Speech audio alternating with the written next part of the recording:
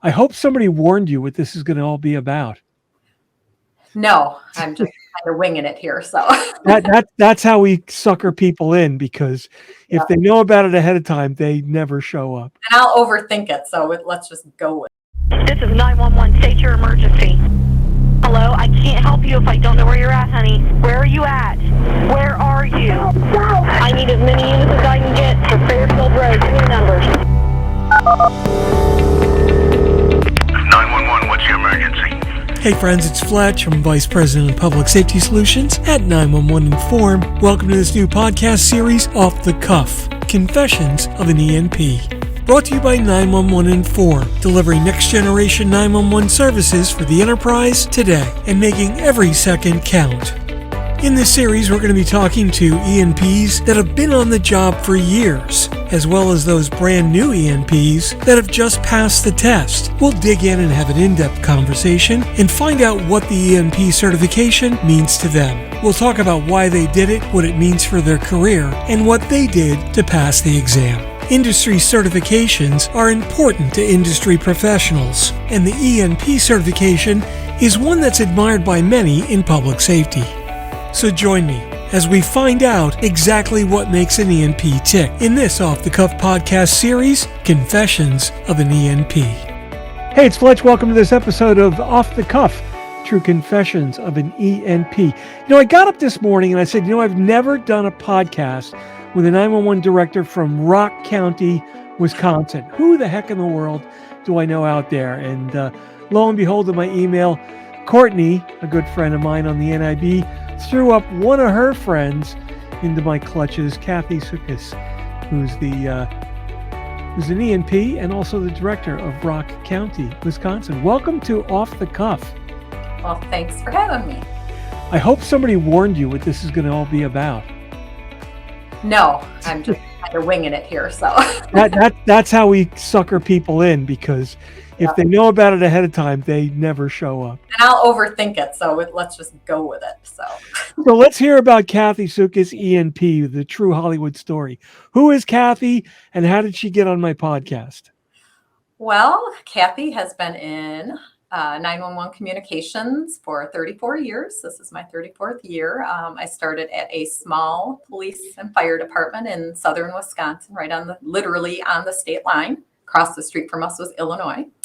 So I worked there from 1988 to 93. And then the county, Rock County, opened a new consolidated 911 center. So I applied and was hired up here as the only person from my jurisdiction and was the first person hired here in dispatch, and worked my way up the ladder and have been director for about 10 years now.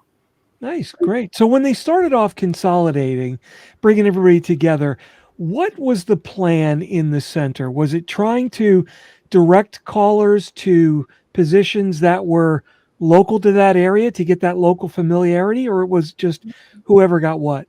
No, at the time that we consolidated in 93 is when we also implemented 911. So we had to do a lot of public education on that, on when to call and when not to call. We had some conflicting information from some of our leaders of the law enforcement and fire and EMS. So we had a lot of cleanup to do with that. And honestly, there really was not a good plan. We started with about 16 people, and they thought the mobile datas were going to do all the work.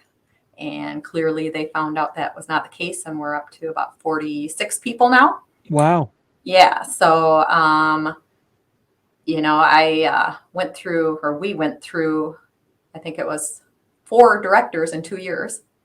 So when we first got started, because, there's not a lot of consolidated centers back then, and they didn't necessarily have someone who had background in dispatch. They had an emergency management person who had, didn't really have any idea, and not his fault, but they hired him.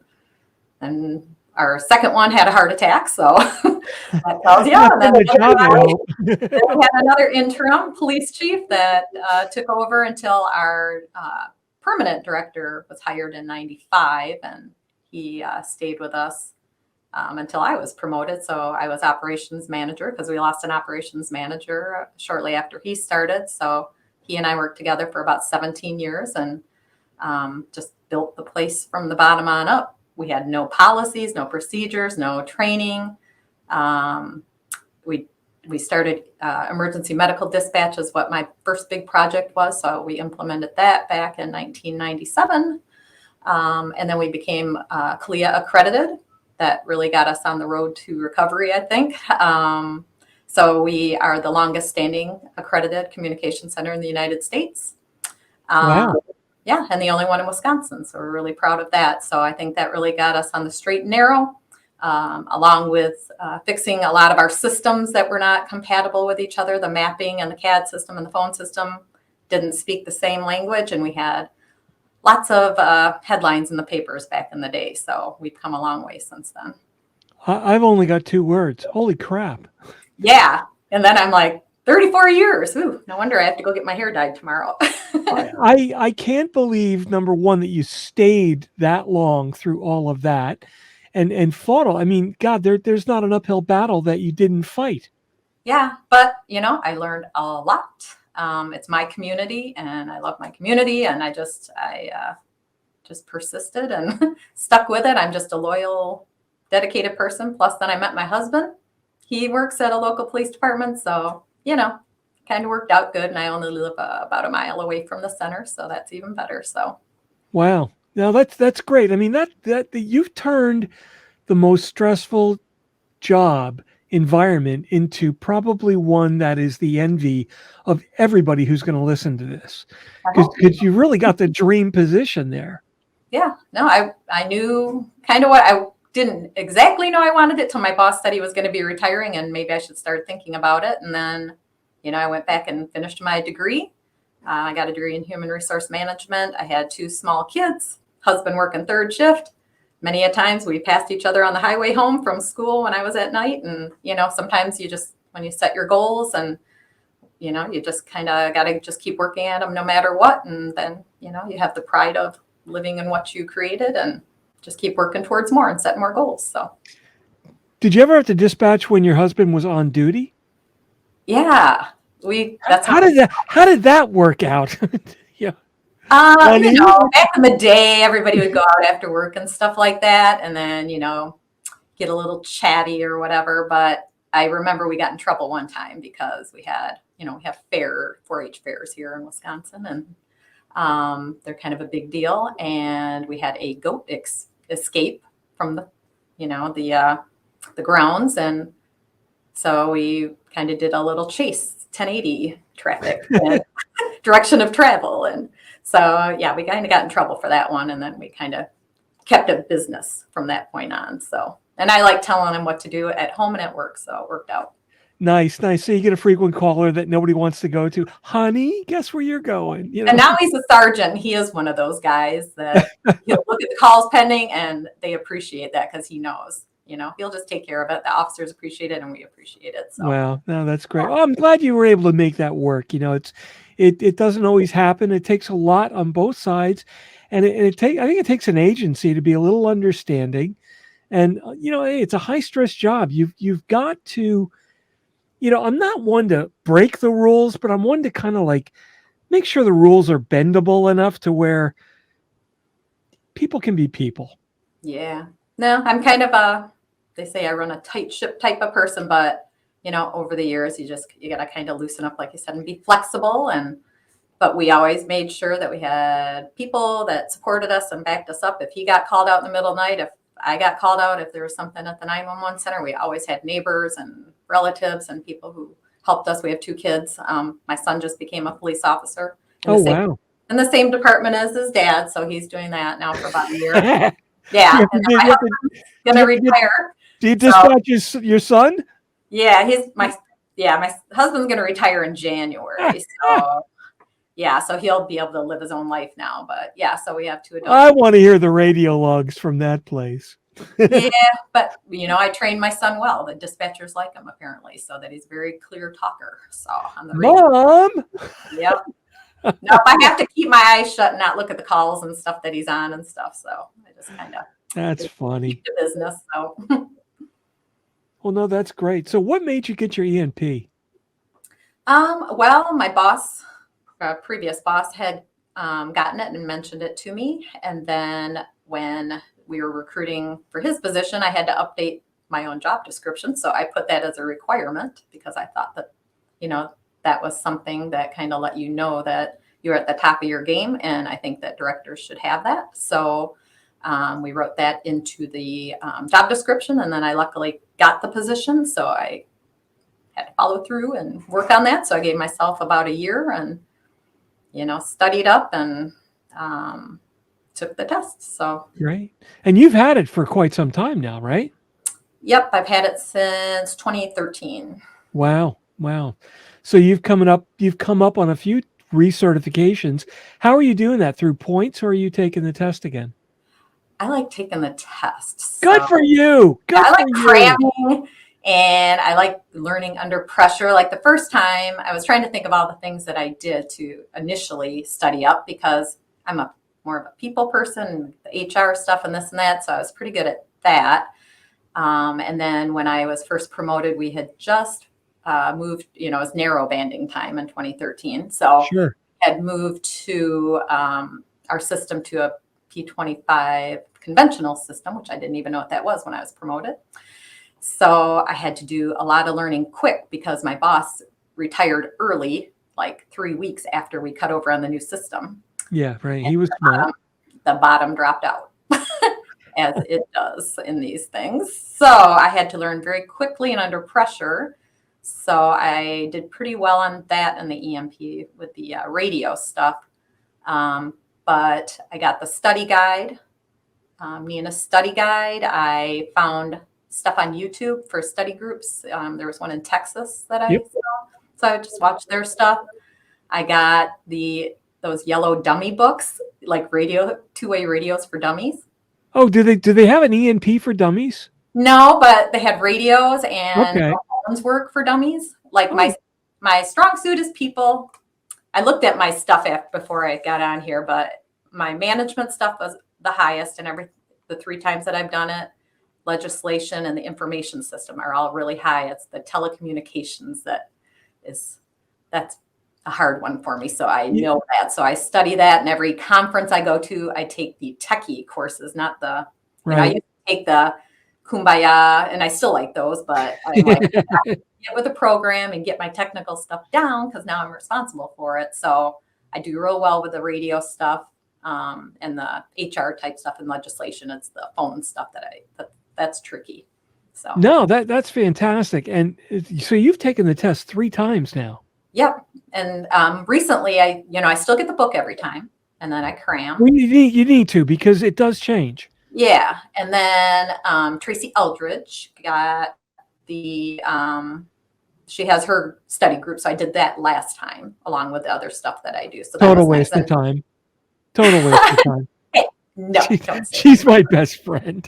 I love Tracy. And the thing I love about this podcast is I trash her on every single one, and she's not here to fight back, and that's what I love the most. Well, I will stick up for her because she's like a sister to me. Comfort, and it's a good thing for everybody to do, to just kind of listen to those things and refresh your memory on stuff. I mean, because you know how it all works on our end, anyways, not the technical. And I just want it to work, but they kind of have brought in experts that tell you how it works behind the scenes. And that's what I love about Tracy is she comes up with these just insane corollary stories that say, well, this is how this works, and this is how this applies. And this is how you remember it. And I'm like, she explains these things to me. I'm like, what are you talking about?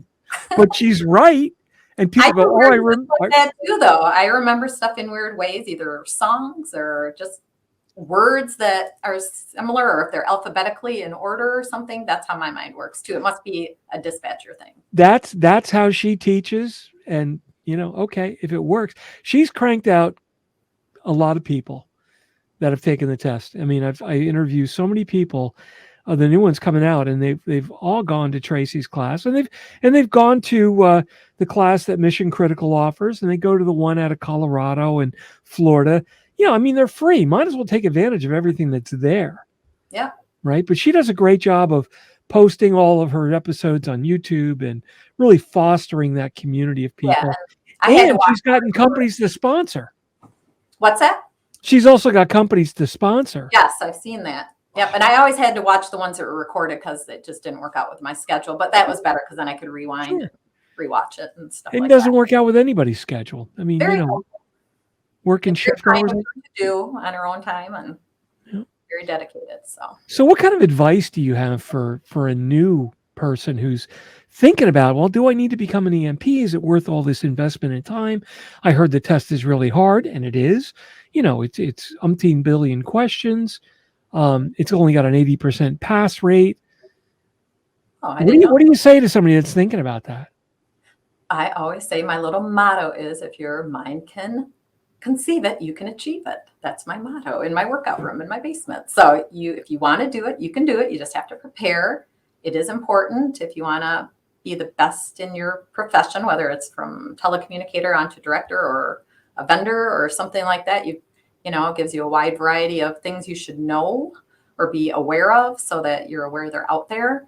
Like me, like I said, it got me to study more on the technical stuff because at the end, it kind of breaks down each section and tells you how many questions you got right in each area. So, and I went and looked at that before I talked to you too. And I was like, oh, I did pretty good. My first one, I could see my numbers went down a little bit each time. So I must not have studied as hard, but it's kind of nice to know that, hey, I'm doing really good here and you need to brush up on this stuff if you want to be all around, well-rounded for your job. So I think it's a good investment. What about your staff, Kathy? Do you promote EMP for your staff, or do you offer, to subsidize or that training for anybody? Well, our county does not pay for that for everybody to do it, but management, yes, we suggest that they do stuff like that or take the courses, the manager courses and things like that if they wish to promote up and learn more about the job. So, yeah. So something I've been hearing lately that's happening a lot is people are taking advantage of all these classes because they're free. They're actually starting to run little internal training programs that aren't official training programs, but they're just kind of an educational series based on the videos and based on the content in the EMP exam, and kind of prepping those people so that when they're ready or when there's an opportunity, they got to do a quick brush up and then they're ready to go. Yeah, I think that is, with COVID and everything, the wave of the future is having all of those things recorded so you can go back and look at them. And, if it's focusing on some of the areas and you're not strong in one of the areas, that is very helpful to have. And, a good, you can just do it from home. You can do it on your break, on your phone, whatever. It's just everywhere now. And just all the training that's provided for the centers and public safety overall. I'm glad to see it going into that direction because, again, funding. We don't have the funding to do it for all of our people. We don't have the funding to send them away to classes all the time. So it's nice that stuff can come to us and we can, break it up into briefings and watch segments at a time and stuff like that. So. What do you do in your center for just regular ongoing training? Do you have a program in place? Well, we use APCO for all of our training. And we have instructors for that, for, the basic telecommunicator, EMD and all that kind of stuff. We have brought in instructors, and usually, like if I go to a conference or if one of my people goes to a conference and they see a speaker, we try to do twice a year, spring in service and a fall in service. And then in between, we do all the mandatory, stuff that you have to do online for certifications and stuff. But we like bringing someone in from the outside because, sometimes people don't like hearing their own people talk. Yep. And like maybe we don't know what we're talking about sometimes, but so it's nice to have someone else come in with different perspectives and sometimes nice to say, you've got it pretty good here and stuff, just kind of, because you don't know what you don't know from outside of your own center. So we try to do that a couple times a year to bring people in. COVID again has been hard, but we found some of the instructors we've used before can do it live with us and, do it, have a group of people and they can just do it live, or people did it at home, I think last year. So we do that. We're going to be trying the virtual academy here coming up in a few weeks. We're going to start that, and just there's all kinds of stuff out there to try. So yeah, we like it. Good. So being in this industry for 3.5 decades, sorry to keep bringing that up, but what's the biggest impactful change that you've seen throughout your career for 911? Oh, well, I mean, just the locating cell callers. And just from, like I said, we didn't even have 911. So when I first started, and then when we first started, we had basic 911, which didn't give you, you know, phone number. That's it. Yeah, we didn't have cell phones either. So we just gradually, through the years, and we went to enhanced 911, and then we had VoIP come up, and then that was a whole different thing. And then we had wireless and phase 1, phase 2, and all that stuff. So just see the evolution. And now we have things like Rapid SOS out there that is amazing and lets you see what next generation 911 is going to be able to do once everything's in place. So that's exciting. Personally, when I was promoted, my big thing was humanizing our people, because it's a scary thing to call 911. And I don't think that people realize, the people answering your calls are just like you. They're just your neighbors, they're your grandmas, aunts, uncles, whatever. So I use social media a lot, and we try to humanize the people, give shout outs to our people, post that so that people see, hey, oh, I know her. That's my neighbor. And oh my gosh, she's, did CPR and saved someone, or, oh, they got reaccredited, or, just these awards that we try to give, and just things that are going on in the behind the scenes that, because we're always the forgotten thing, the forgotten people, unsung heroes for every public safety. But without us, there is no public safety. So I try to bring that out to the forefront when there's a big incident, that, hey, who do you think took the calls, and who do you think got them to the place? Who do you think gave instructions before they got there? These guys did it. So that's what I've been dedicated in doing. Hopefully I'm doing a good job at that. But this 911 saves is a big thing, that, for the reclassification.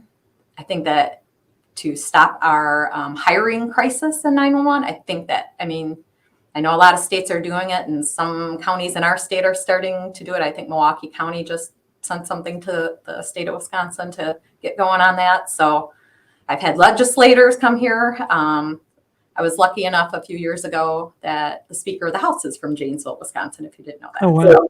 So he came here, and, so I had like one-on-one with the Speaker of the House coming to our center, going to DC, got to go out there for, Nina goes to Washington a few times for the funding and 911 saves and all that stuff. So I just think that is the key to, keeping people and bringing people into this industry that, maybe they want to be police or fire, but they don't want to do the on-scene stuff. They would, behind the scenes and still be part of public safety. But, it's the same stresses that they have as being on the road. So they need to be treated like that. So I just read a story the other day. It's kind of a sad story, but not for the reason that you're going to think. It was about a center down in Florida, and I'm not going to say where because I don't want to point any fingers. And they had, probably were down by like 80 dispatch positions, and they were just in tears, crying over this.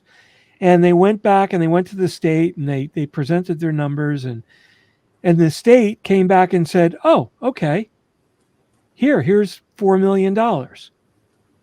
Go hire the people you need. Go do what you need to do." And the story turned out to be, we didn't know you needed it. And they said, "Well, how could you not know we needed it because of all this happening?" And it was what it boiled down to, and I don't know which side was right or which side was wrong, but what it was two sides not communicating effectively. This side saying, "Hey, I need this for this," and this side saying, "Well, okay, I need to see proof of that, and I'll give you that money." But at the end of the day, they got together, and look at this, everybody's happy. So I hate these arguments that really have no point on either side, that really are agreeing with each other. I think everybody needs to open their eyes a little bit. And you know what? Hey, it's public safety. It's life safety. This is not just, do we need new manhole covers in town? Because these are getting a little rusty. I mean, this is life safety. I just don't understand this. If people would just communicate a little bit on both sides of the fence, right? Because again, you've got somebody who's not asking for it effectively. They don't know that the people that have the money don't know that they need to put that money over there. Yeah, I mean, and I'm lucky because our county board and county administrator have been always supportive. And I mean, we've got a couple big counties next to us that pay a lot more than us. So we just did that last year, that we got raises during the pandemic, which I thought was pretty good. Nice. A couple dollars more an hour for everybody and our supervisors who have been working the floor just like everybody else.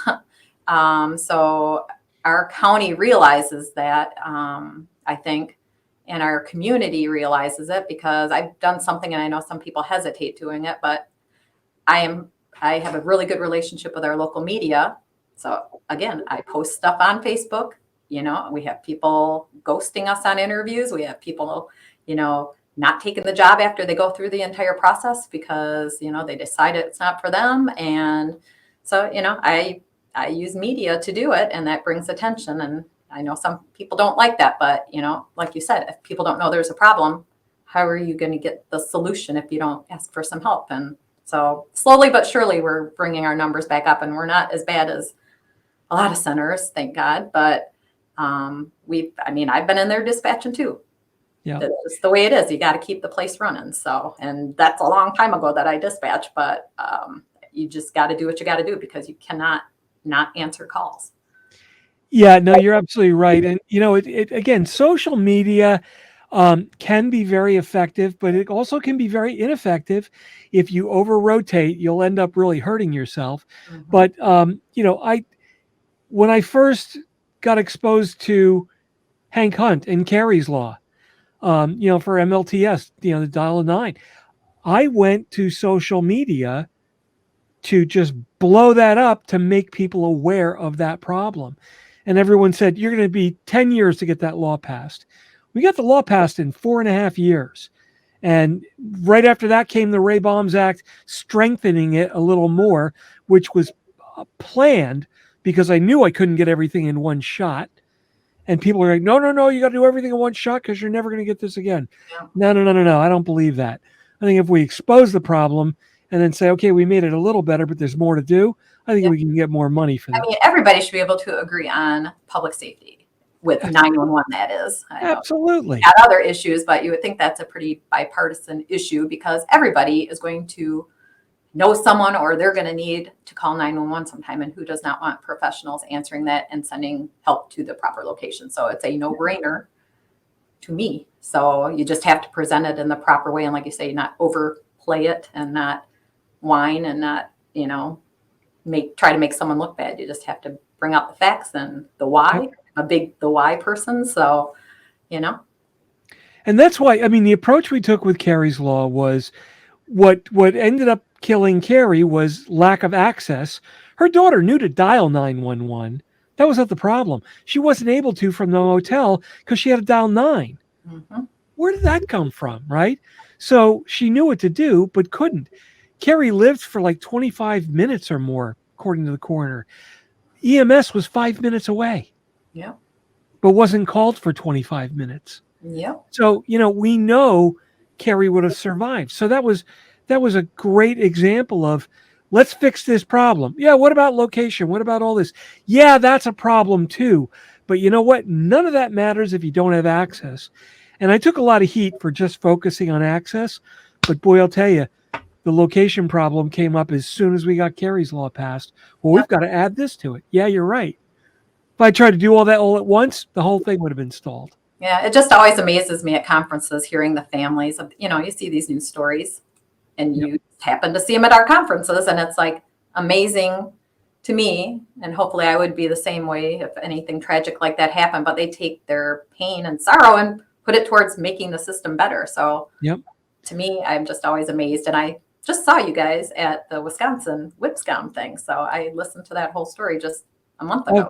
Amazing story he has, and the way, and I give him so much credit for telling that. It was at the APCO NINA conference in Galveston in 2014. It was the first time I actually met Hank face to face, and he's like, "Well, I'm not, I'm just an East Texas cowboy. I don't do this on stage stuff." And there's a couple hundred people in the audience. I'm like, "Hank, don't worry about it. I will take care of the whole thing. I present to people all the time. It's no big deal. All you got to do is go up there, wave, say, 'Hi, I'm Hank.'" Yeah, but All that right. makes it. It's like, But what I did to him is I went up there. I got on stage to say, "Hi, I'm Mark Fletcher." At that time, I was working for Avaya. I said, "Thanks for joining me. Here's Hank Hunt. See ya." And I walked off stage. But he spoke for an hour and 20 minutes and held everybody on the edge of their seat. And I'm like, yep. see? And that's And when he then started. having to retell that story over and over and over again. I just can't even imagine, but It's tough on him. It's tough on him. I mean, I've told that story 1,000 times. It's tough on me because I've become very, very close to the family. I can't even begin to imagine what he goes through. But I've had times where he's had to stop and actually walk out for yeah. 10 minutes. And it's like, okay, hang on, folks, we're going to take a break. Yep. And, what, nobody's going to not understand that? Yep. That's how you remember it, though. I mean, nobody probably forgot that presentation. So. Absolutely. Those are the most impactful ones. And, sometimes he just takes a minute and goes over to a corner. I've seen where he had to leave the building for 5-10 minutes. We're in New York City. He had to walk out of the building. Yep. That was very early on. And again, that was in front of customers, just general public, right? We're trying to promote that. And people really appreciate what he now does. And this is gonna air after Nina. Are you going to Nina? Mm-hmm. Okay, great. So this will probably air after because I've got a bunch stacked up that I've got to publish. But Hank is actually winning the President's Award this year. And, we're recording this on June 8th. And unfortunately, this morning, Hank lost his mother, who was sick for some time. And I spoke with him many, many times today. And at this point, he's still planning to go to Nina, and because it'll fit in with the plans. But he called me to ask me. He's like, would you accept this award on my behalf if I can't make it? I'm like, oh my God. I almost went into tears that he would even ask me to do that. And I'm like, of course I would. The guy's like a brother to me. Yeah. But hopefully that'll be weeks beyond this is actually published. Hopefully, Hank will make it down there. But yeah, I mean, this is the impact he has on people and this industry. And I am so proud to have helped facilitate that and get him in front of these people. And I love my 911 community for bringing him in. I told him, I said, get ready because you are going to get the biggest national hug that you could ever possibly imagine. I know these people.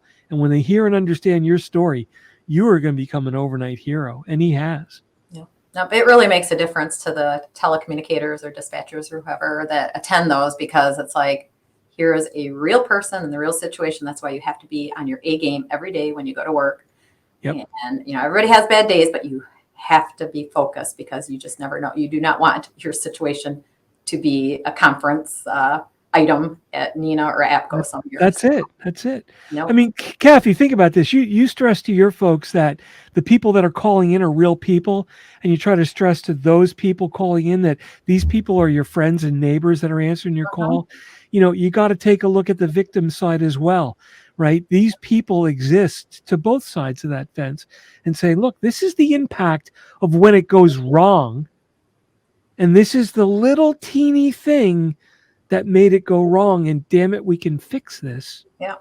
And it's with just a little bit of effort. And oh God, I just get emotional every time I think about that. And I'm so blessed to have a hand in this fix and doing that. And, educating people into ENPs. I was up in the private sector as a vendor. I don't know, I got my ENP, 12 years ago or something like that.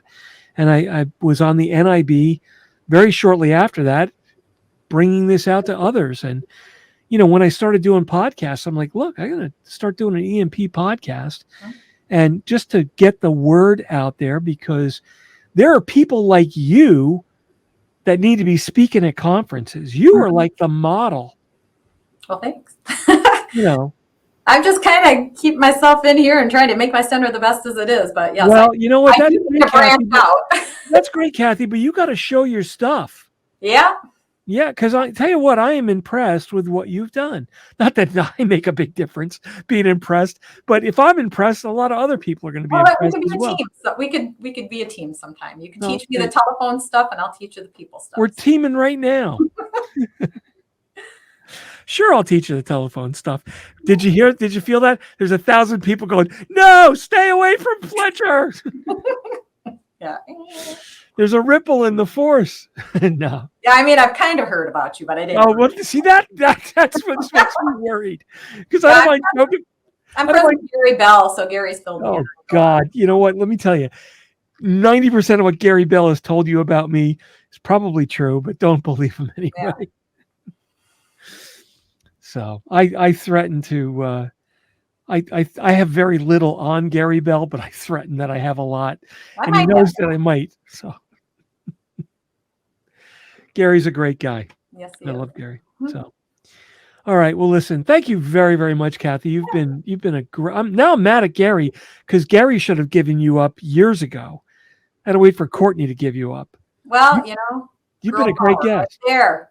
You've been a great guest. Well, thanks. I enjoyed it. I've never done it before. So see, you're breaking me out of my comfort zone. So. Me neither. Yeah. Now this has been great. I'm really happy with this series, and as it goes on and on, I'm getting more and more people, and there's so many facets that we're getting uncovered. And again, I've asked this to everybody. What's your advice to somebody who's on the fence about getting an ENP? What's your words of encouragement? Just do it, just do it. Sign up for it. See, and that's what I do. Like I run a lot and stuff. So I sign up for races ahead of time because I know I'll chicken out, but I'm kind of a cheapskate. So if you pay for it, then you got to do it. And it's more than a race, but that's the number one thing I get. It's like, just do it, just sign up and get that date on your calendar. Now, either it's money out of your pocket or money out of your boss's pocket that you got to account for. You got to explain why. So you got to explain, or you want a scholarship from somebody that does want to take the test. Yeah. I think we're all pretty much, the personality that once we do something or sign up for something, we would do it. So I would just say, if you're unsure about it, just do it, because then it's going to force you to do it and study. And there's all kinds of resources online and stuff like this where people are giving up their time and expertise to just help the industry. So take advantage of it. You got to do me one favor, Kathy. You got to call Courtney and say, who the hell is this Fletcher guy? What a flippin' idiot this dude is. Okay. And I'm going to call her and go, who the hell did you give me to interview? She is the most craziest person I've ever met in the world. I couldn't use any of the podcasts. Yeah, had to ditch it. So yeah, I had to ditch the whole thing. So that's going to be our response to Courtney. Yeah. We're going to go on the road together. So yeah, we are. So I'll see you at conference. I will. I'll look you up. Yeah, absolutely. So, well, listen, this has been an absolute pleasure. Well, thanks. I really, really liked it. So. And I mean it. I do too. This has been an absolute pleasure, Kathy. Thank you for joining us. All right, listen, get back to work. Do good things. Thanks for taking the time out. All right, thanks. We'll see you later. Yep, bye. Bye-bye. Well, that wraps up this episode of Off the Cuff, Confessions of an ENP. I'm Mark Fletcher, ENP, and I'm the Vice President of Public Safety Solutions at 911 Inform. Off the Cuff is sponsored by 911 Inform, delivering next-generation 911 solutions to the enterprise today and making every second count. Visit them on the web at 911inform.com. Remember, you can follow me on Twitter at Fletch911. Check out all my blogs and podcasts at Fletch.tv. And be sure to like and subscribe below. That way you'll be immediately notified whenever a new podcast is published. Thanks so much for listening. If you're in public safety, thanks for what you do. Take care and have a great day.